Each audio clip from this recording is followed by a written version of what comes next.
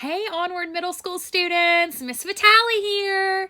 I hope everybody is doing amazing. It's so nice to get to talk to you all, 5th through 8th graders. I know you guys have been getting great history lessons from Miss Gray and Miss Dews, but this week is my week to talk to you guys a little bit about the history lesson for this week. So first off, I want to tell you guys that Miss Frizzle has the magic school bus. Well, Miss Vitale has the magic camper. So right now we're in my camper that's parked out in my yard so that my kids won't bother me. So hopefully they'll stay inside and they won't find me out here. But if they do, I have Elena, Julian, and Victoria, so they may be making guest appearances. We'll just see how it goes. So welcome to Miss Vitale's Magic Camper. So today we're going to be doing the mystery of history. So in my history class at school, we always like to have fun and do exciting, fun things to try to make the history come alive in our class. So hopefully today we'll be able to do that too, even though we're doing it virtual. So I want to encourage you guys that as you're working through the history, just to think about it in a way that's personal to you. So think about how it would be if you were there or you were born during that time, or you were experiencing it. I know this unit, we've started talking about World War II. This is a really interesting and fascinating part of our history. You guys have talked about the Holocaust. You've talked about Pearl Harbor. You've talked about what it was like here at home. This week, we're going to discuss a little bit about bravery and heroes.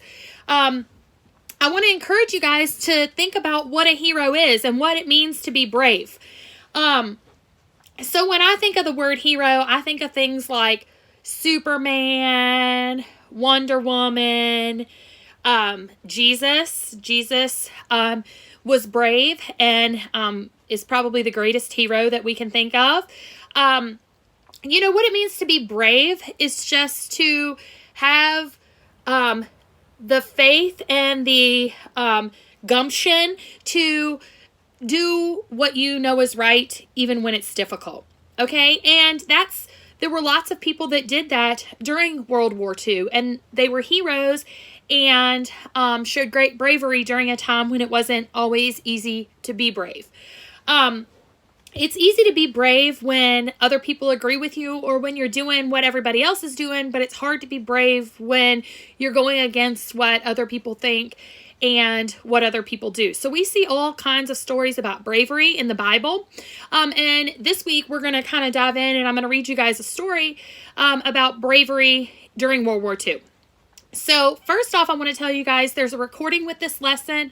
I know my kids in my class, we usually get around in a group almost like a campfire when we listen to the recording, and we put the recording in the middle and we pretend like it's like a fire and we sit there and like warm our hands and listen to like a campfire story. So if that's what you want to do, you can do that.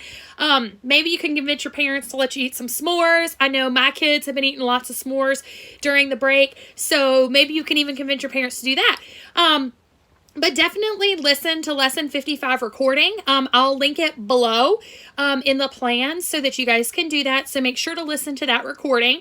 Also, there's a really neat picture on page 171 that shows Germany after a bombing. So if you want to look closer at that, that might be interesting for you to look at too. So we're talking about in 1941, so in the 40s. So to give you guys some perspective, my dad was born in 1938, so he very much remembers as a child World War II and just how it affected things here at home and him as a child. So in 1941, so this wasn't that long ago, with Hitler on the move in the West, the situation for the Allies was grim. So it wasn't looking so good. Kind of like when George Washington and his men were in the snow and they had to cross the Delaware River and it was frozen. Remember that when we talked about that in history? So the situation wasn't looking hot. Like, it wasn't looking great. It was like a basketball game and it was down to like the last second and your team is behind by 3 points. Like, not so good. And the other team has the ball. Okay? Like, anything's possible, but it was looking pretty rough.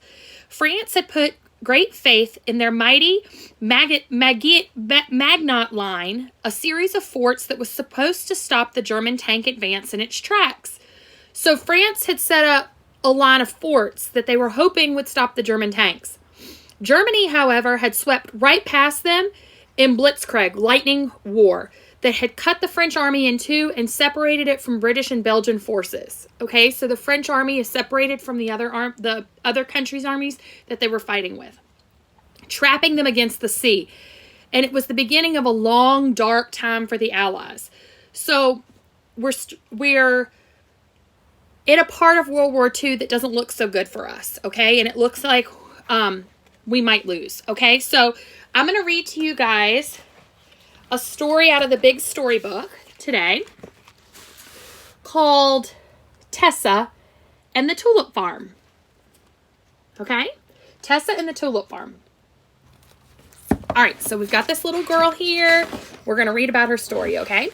This story takes place from 1940 when Germany attacked the Netherlands during World War II through 1945, the 5 years that Germany occupied and ruled the Netherlands.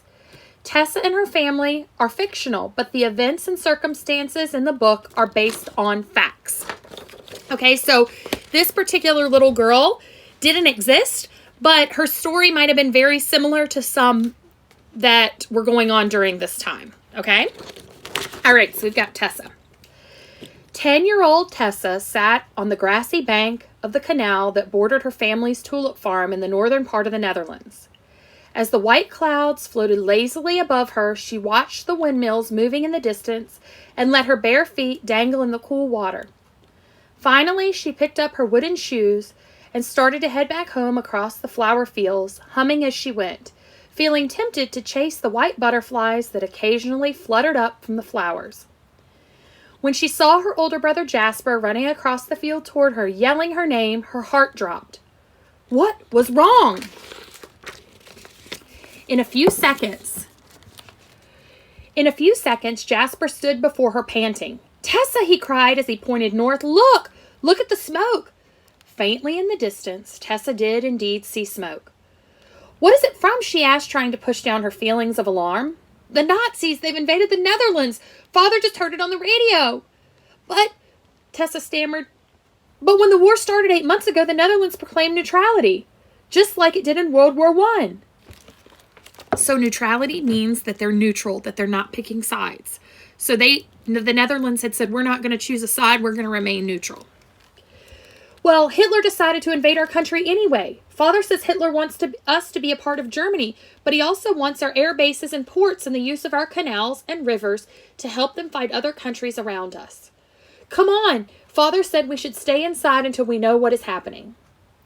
The two siblings ran across the field towards their home.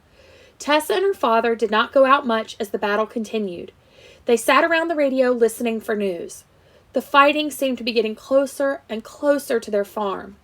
Then they received the news. After just 5 days, the Netherlands had surrendered. The Dutch government and the royal family escaped and went into exile in London. Tessa's father gathered the family.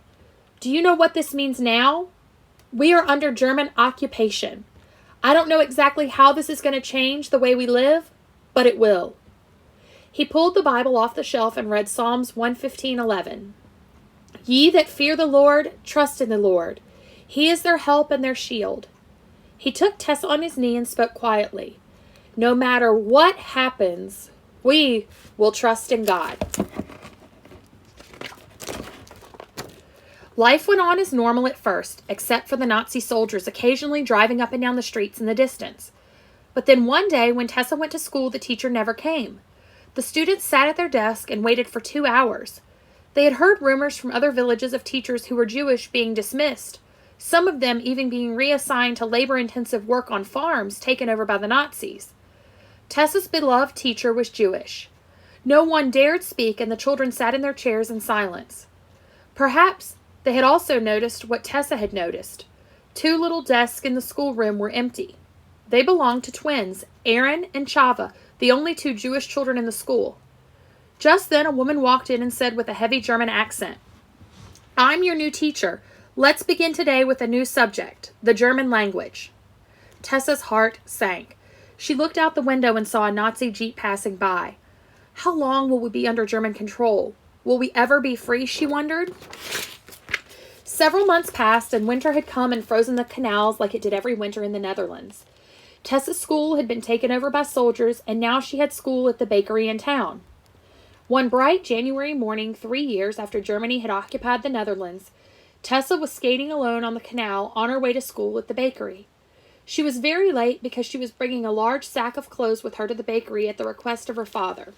They were old clothes of hers and Jasper's, and they were going to share them with other students who were in need of clothes, which were hard to get now. She pulled the big sack along on a sled, but when she caught a flash of red moving behind a bush, she stopped to investigate. She found a 9-year-old boy huddled in a ball, silently sobbing. With gentle prodding, she found out that the boy, David, was Jewish and that he had slipped through the hands of the Nazi soldiers just an hour ago after they had taken his mother and father. Now he had nowhere to go. There was no hesitation in Tessa's decision to help the boy, even though she knew that she and her family would be in great danger for hiding a Jewish child. There was no way she could turn her back on David. She repeated the scripture in her mind that her father had been reading to them each morning. Trust in the Lord. He is our help and our shield. Hurry, hop on the sled, she urged the boy quietly. Tessa then took all the clothes out of the sack and laid them on top of the boy. On the trip home, Tessa passed Nazi soldiers twice. Her heart beat so loud and her face grew so pale white that she was sure the soldiers would be suspicious of her, but she just kept skating without looking at them. Tessa's parents willingly took David in, but he had to stay inside always. They made him a room in the attic where there was only one small window, so that David could not be seen. Tessa and Jasper felt so sorry for the boy who missed his parents dearly and who could never go outside. Jasper brought things from nature to David's room, such as tulips, frogs, leaves, and interesting pebbles. Tessa brought David books and taught him what she was learning in school. However, she could not give him any papers to write on because paper had become scarce. Tessa's whole village was now participating in resistance to the Nazis, hiding hundreds of Jewish children. For some children, they had been able to get false papers, claiming that they were relatives who had come to live with them. The Jewish children were able to move around and even go to school, but many children like David had to stay hidden. Mother and father were worried about David being indoors all the time, so they devised a way to get David outside into the sunlight for short periods of time. Their farm could be seen from the made road often used by Nazi soldiers, and they had to be careful. Usually, when they brought David outside, he stayed down in the canal bank by the little wooden bridge. If soldiers came, David was to crawl into the tall grass under the bridge. David savored these times, basking in the warmth of the sunlight, the coolness of the breeze, the sweet smell of the grass, and the hum of the bees. One fine spring day, David happened to be on the bank by the bridge when a Nazi truck rolled up to the farm. David rolled into the tall grass under the bridge as a soldier stepped out and called to Tessa, who was gathering eggs. Mother, father, and Jasper had all gone to town.